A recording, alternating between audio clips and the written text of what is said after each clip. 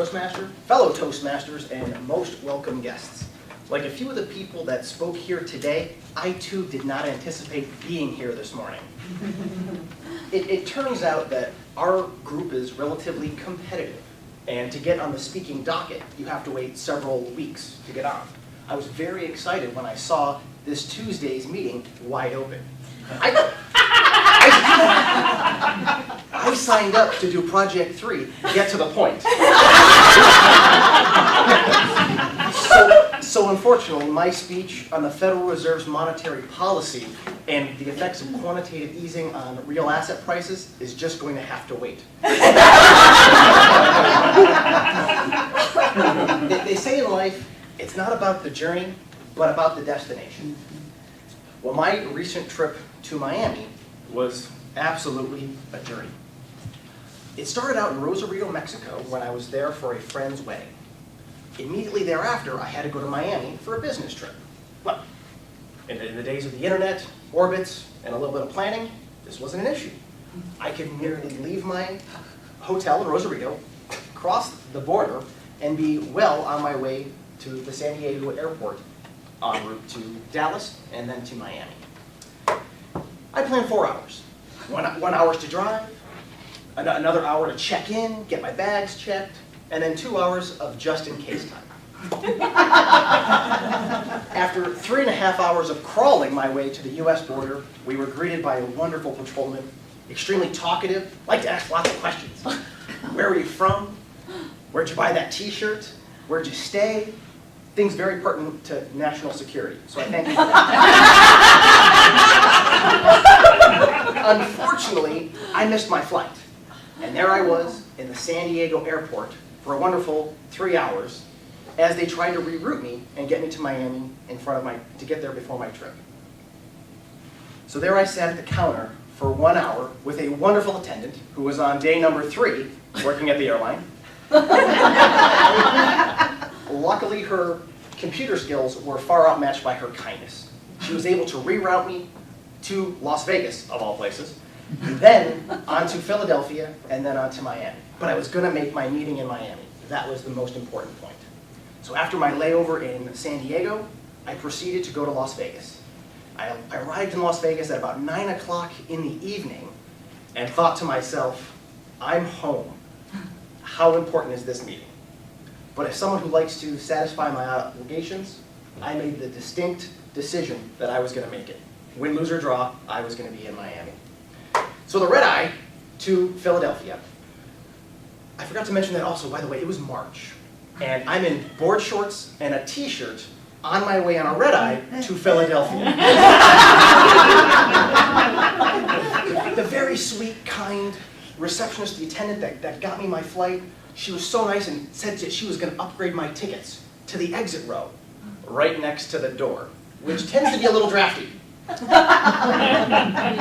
I then spent the next 4 hours shivering, covered in a so-called blanket the size and thickness of a cocktail napkin, in the fetal position, trying to conserve my warmth, just to make it to Philadelphia. Teeth chattering, I made it to Philadelphia, where, again, board shorts, t-shirt, in Philadelphia, walking around for 2 hours where there's snow on the ground. People wearing parkas, there was boots on. Let's just say I garnered many a shaking head and odd look, like tourists. Well, we all do every day, so I'm not the only one. So after a brief 2 hours in Philadelphia, I'm on my way to Miami. Only 3 short more hours, exit row, door, fetal position shaking, and again, so-called blanket.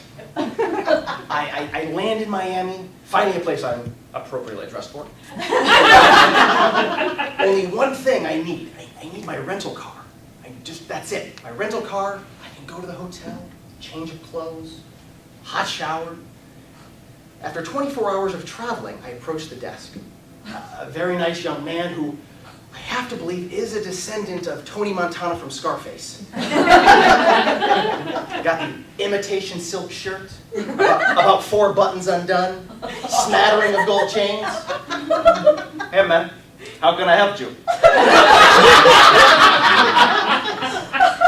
I proceed to give him my name, and confirmation number, my credit card, driver's license.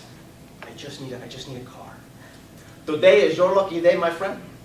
Today you get upgraded. We're going to give you the minivan.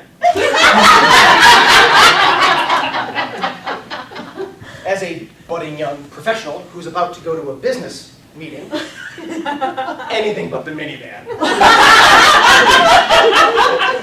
I proceed to tell them, I'll take any car you have, perhaps a truck, but just no offense to anyone who drives the minivan. I'm sure I'll have one someday. Just get me anything. Well, you're going to have to wait. I've been in a fetal position for about 10 hours. Standing up is a nice welcome change. I'm okay with that. His supervisor comes over. What's the problem? You don't want the minivan. He then proceeds to tell me that it's nice and roomy, it's so big, you're going to love it. It's just me, and here's my bag. Just please a car. So finally, only 10 minutes later, there I was. I am now driving on my way to my meeting in Miami with a brief stop at the hotel, check in, get a fresh shower, and then my cell phone rings. And it's my assistant. James, I hate to tell you, but your meeting has been canceled.